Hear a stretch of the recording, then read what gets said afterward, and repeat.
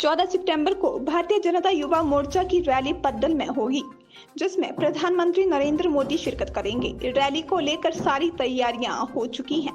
यह जानकारी युवा मोर्चा के राष्ट्रीय अध्यक्ष एवं सांसद तेजस्वी सूर्या ने मंडी में आयोजित पत्रकार वार्ता में कही। इस दौरान तेजस्वी सूर्या ने कांग्रेस की भारत जोड़ो यात्रा पर वार करते हुए कहा कि यह भारत जोड़ो यात्रा नहीं, भारत तोड़ो यात्रा है। आगे उनका क्या कुछ कहना है, आइए सुनते हैं। पत्रकार बंधुवर और भगिनियों को मेरा नमस्कार। युवा विजय संकल्प रैली के निमित्त जिसका संबोधन करने के लिए युवा मोर्चा के सभी हिमाचल प्रदेश यशस्वी राष्ट्रीय अध्यक्ष और जिनके नेतृत्व में इतनी बड़ी भव्य रैली, जिस तरह से हिमाचल प्रदेश युवा मोर्चा ने नए आयाम स्थापित किए हैं और पूरे देश में, और आपका प्रखर नेतृत्व के चलते हिमाचल प्रदेश युवा मोर्चा ने इस प्रदेश के सभी बूथों पर जाने वो 20 यूथ जो है वो हिमाचल प्रदेश के युवा मोर्चा के कार्यकर्ताओं ने बनाया है। और उस सभी डाटा का 100% डिजिटलाइजेशन जो है मोर्चे की रैली में आ रहे हैं। तो वो मोर्चा युवा मोर्चा है और उस युवा मोर्चा जो इसका आयोजन करने वाला है वो हिमाचल प्रदेश का युवा मोर्चा है। बूथ जीता तो चुनाव जीता, और अपना बूथ सबसे मजबूत के अंतर्गत उस बूथ सशक्तिकरण अभियान के अंतर्गत अध्यक्ष जी ने आज एक बूथ की बैठक ली है। राष्ट्रीय अध्यक्ष किसी बूथ उसको ब्रीफ करने के लिए अध्यक्ष जी हमारे बीच में हैं। मैं सीधा अध्यक्ष जी से आग्रह करूंगा कि आप इस प्रेस वार्ता को संबोधित करें। धन्यवाद। ये बहुत गर्व की बात है कि माननीय प्रधानमंत्री जी मोर्चा के इस रैली में भाग ले रहे हैं और हम सबको मार्गदर्शन करने के लिए वो कल आ रहे हैं। कल माननीय प्रधानमंत्री जी का एक ऐतिहासिक रैली मंडी में संपन्न हो रहा है। युवा मोर्चा के लिए ये बहुत गर्व की बात है कि माननीय प्रधानमंत्री जी मोर्चा के इस रैली में भाग ले रहे हैं और हम सबको मार्गदर्शन करने के लिए वो कल आ रहे हैं। मोदी जी प्रधानमंत्री बनने के बाद पहली बार मोर्चा के किसी कार्यक्रम में इस प्रकार के रैली में वो आ रहे हैं। कल के जो रैली है वो पार्टी के 1 बूथ 20 यूथ, ये जो हमारे थियरी है, ये थियरी को जमीन पे इंप्लीमेंट करके 100% एग्जीक्यूट करने के बाद ये कल के रैली आयोजित हो रहा है।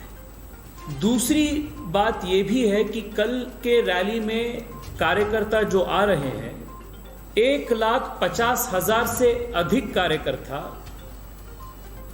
डिजिटल रूप में पार्टी के युवा मोर्चा के एप्लीकेशन में रजिस्टर होकर इस कार्यक्रम में वो भाग ले रहे हैं। This is not only a demonstration of the implementing the theory of 1 booth 10 youth at the booth level, but is also a standing example for complete digitalization of the Yuva Morcha in Himachal Pradesh. जो व्यक्ति पिछले 20-30 साल से युवा नेता है, आप उनको अभी भी युवा नेता के नाम से संबोधित कर रहे हैं, मैं आपको बधाई देता हूं। आपका जो पॉजिटिविटी और ऑप्टिमिज्म है। From the very first day Rahul Gandhi started this Bharat जोड़ो यात्रा, he has made it abundantly clear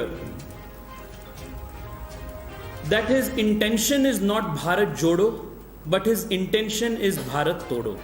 Let me give 3 examples. The very first day when the yatra began, Rahul Gandhi made a very irresponsible, dare I say a very juvenile and a very mischievous statement. He said that his fight is not against a political party but is against the Indian state.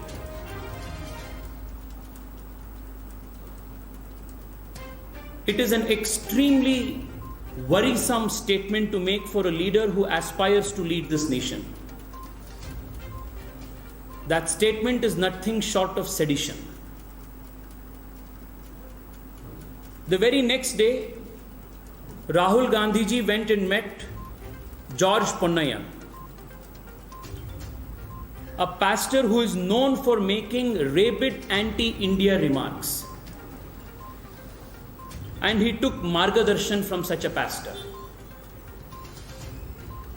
The very next day, when Rahul Gandhi's yatra was in Kerala, the official account of the Congress party tweeted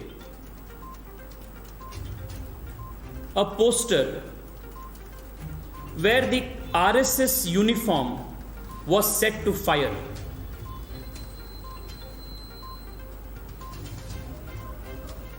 It is to be noted that this tweet was made by the Congress party's official handle when Rahul Gandhi's yatra was in Kerala, from where we hear every day news of RSS workers being brutally murdered.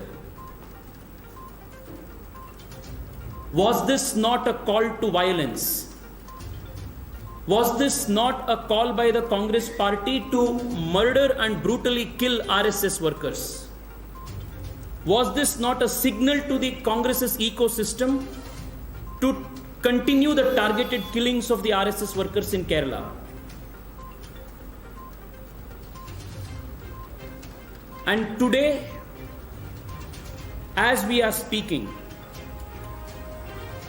there are reports coming from Kerala that a certain organization and its members are indulging in violence and arson and destruction of public property in multiple places in Kerala. Is there a link between Congress party's Rahul Gandhi's call for setting on fire RSS workers and what is happening today in Kerala? This is something that we want to ask. विस्तृत रूप में मैं बात रख चुका हूं.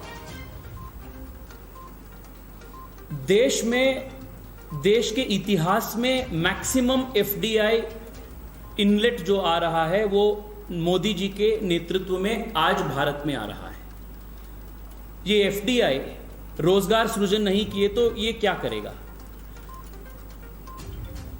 5 साल के अंदर केंद्र सरकार सिर्फ इंफ्रास्ट्रक्चर क्रिएशन करने के लिए 100 लाख करोड़ रुपए का खर्चा कर रहे हैं.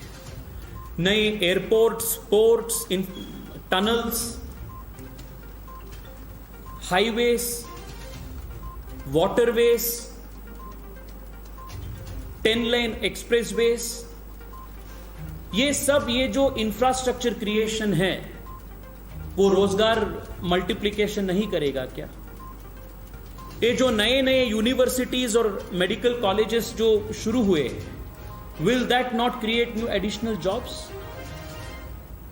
सिर्फ कोविड के संदर्भ में भारत में 100 से अधिक यूनिकॉर्न्स पैदा हो गया. ये नए यूनिकॉर्न्स जो शुरू हो रहा है भारत के जो एंटरप्रेन्योरल कल्चर को रिप्रेजेंट करते हैं, ये unicorns, won't they create additional jobs? आम जनता जो है, आम जनता ये समझती है कि महंगाई एक जो टेम्पररी फिनोमिनन के रूप में आ चुका है. कोविड के बाद पूरे विश्व के जो इकोनॉमिक स्थिति था वो कॉम्प्लिकेशन में आया था. यूक्रेन और रशिया के जो कॉन्फ्लिक्ट है उसके वजह से भी इसका बहुत असर पड़ चुका है. So these are factors that were not in the hands of the government. इसके बावजूद भी आप हमारे नेबरिंग कंट्री से आप कंपेयर किए तो आज आप सब लोग देखे होंगे आज Sri Lanka. Bureau report RV7 news.